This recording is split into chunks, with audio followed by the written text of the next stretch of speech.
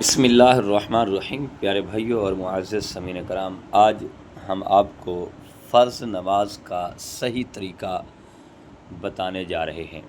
فرض نماز پڑھنے کا جو صحیح طریقہ ہے، آج اس کے بارے ہم آپ کو موٹیویٹ کرنے جا رہے ہیں اور وہ بتانے جا رہے ہیں۔ اور کچھ لوگ، بہت سے ایسے لوگ ہیں جو ایک بہت بڑی غلطی کر جاتے ہیں، انہیں علم نہیں ہوتا کہ ہماری نماز ہو گئی ہے یا نہیں ہوئی، لیکن انہیں غلطی کا پتہ بھی نہیں ہوتا۔ تو آج اس لیے ہم آپ کو مکمل طریقہ بتانے جا رہے ہیں فرض نماز کا، کہ فرض 4 رکعت نماز فرض کیسے پڑھے جاتے ہیں۔ جیسے مثال کے طور پر ظہر کے 4 فرض ہیں، یا عصر کے 4 فرض ہیں، یا عشاء کے 4 فرض ہیں، یہ بتانے جا رہے ہیں۔ دیکھیں، سب سے پہلی بات تو یہ ہے، جو 4 رکعت نماز فرض پڑھتے ہیں ان کی سب سے پہلے ہم نیت کریں گے۔ مثال کے طور پر ہم ظہر کے فرض پڑھ رہے ہیں، ہم ان کی نیت کریں گے۔ نیت کرنے کے بعد، نیت اصل دل کے پختہ ارادے کو کہا جاتا ہے۔ اس کے بعد ہم تکبیر پڑھیں گے، اللہ اکبر۔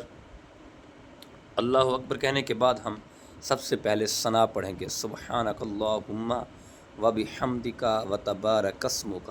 یہ مکمل ثنا پڑھیں گے۔ ثنا پڑھنے کے بعد اعوذ باللہ من الشیطان الرجیم بسم اللہ الرحمن الرحیم پڑھ کے پھر سورۃ فاتحہ پڑھیں گے۔ سورۃ فاتحہ پڑھنے کے بعد پھر آگے اور ایک سورت ملائیں گے، ٹھیک ہے۔ سورت ملانے کے بعد پھر ہم رکوع میں چلے جائیں گے۔ رکوع سے کھڑے سمیع اللہ لمن حمدہ کہہ کے، اور اس کے بعد جب ہم سجدے میں جائیں گے تو ہم دو سجدے کریں گے۔ 2 سجدوں کے بعد 1 رکعت ہماری مکمل ہو جائے گی۔ اب جب دوسری رکعت پہ ہم کھڑے ہوں گے تو ایک لوگ بہت بڑی غلطی کر جاتے ہیں، یعنی کھڑے ہوتے ہوئے سورۃ فاتحہ سے پہلے بسم اللہ الرحمن الرحیم پڑھنی چاہیے۔ یہ جو ہے مستحب ہے، بسم اللہ الرحمن الرحیم پڑھنا مستحب ہے۔ بعض اوقات لوگ سورۃ فاتحہ پڑھنے کے بعد پڑھتے ہیں بسم اللہ، تو یہ سورۃ فاتحہ شروع کرنے سے پہلے پڑھنی چاہیے۔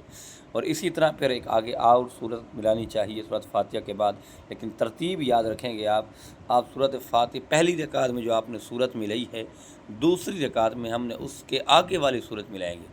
اسی طرح پھر ہم 2 رکعتیں مکمل کر کے جب اتحیات پر بیٹھیں گے تو اتحیات عبدہ و رسول تک پڑھیں گے۔ اس تک پڑھنے کے بعد پھر ہم تیسری رکعت میں کھڑے ہوں گے، پھر بسم اللہ الرحمن الرحیم پڑھیں گے، پھر سورۃ فاتحہ پڑھ کر پھر رکوع میں چلے جائیں گے۔ اسی طرح پھر 2 سجدے کریں گے۔ سجدے کرنے کے بعد ہماری تیسری رکعت بھی مکمل ہوگی۔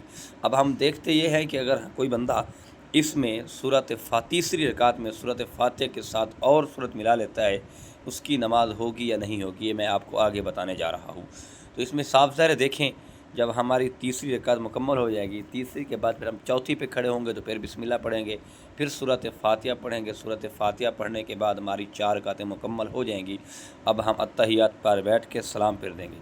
ہاں، گویا کہ ہم نے اگر تیسری رکعت میں بھی سورۃ فاتحہ کے ساتھ اور سورت ہم نے ملا دی، چوتھی رکعت میں بھی اگر ہم نے اور سورت ساتھ ملا دی، کہ ہماری نماز سجدہ صاف کرنا پڑے گا کہ ہماری نماز ہوگی یا نہیں ہوگی۔ لیکن سب بات یہ ہے کہ اگر آپ نے ملا دی ہے سورت تو آپ کی نماز 100% ہو جائے گی۔ اس میں آپ کو سجدہ صاف کرنے کی بھی ضرورت نہیں ہے، اور کسی قسم کا آپ کو شک شبہات جو ہے یہ نہیں کرنا چاہیے۔ آپ کی نماز بالکل ہو جائے گی۔ اللہ ہمیں نماز پڑھنے کی توفیق عطا فرمائے، اللہ ہمیں اپنی نمازیں صحیح کرنے کی توفیق عطا فرمائے، اللہ دین سمجھنے کی توفیق عطا فرمائے۔